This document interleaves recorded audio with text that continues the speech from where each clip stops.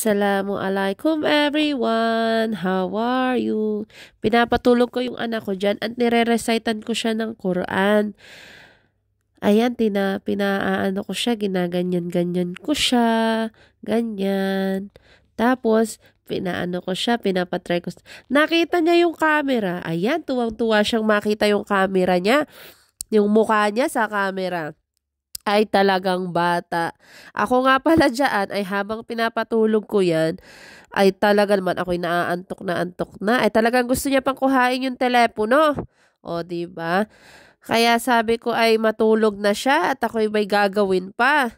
Ay, sa bandang huli naman niya, pagkatapos kong patayin yung video, ay nakatulog kami mag-ina.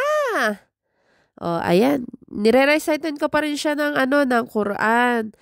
Tapos, ayan nga sabi niya dyan, mama, mama, mama. Ayan yung nagpasasabi siya ng mama, mama, mama dyan. Tapos, pinapakagat niya yung niya sa akin, yung kamay niya. Ay, yung daliri pala. Ayun lang. Assalamualaikum. Jazakallahu khairan. Bye. Share mo naman kung natuwa ka sa vlog ko. Comment ka na rin para mapuntahan kita sa iyong bahay. Bye. Follow me.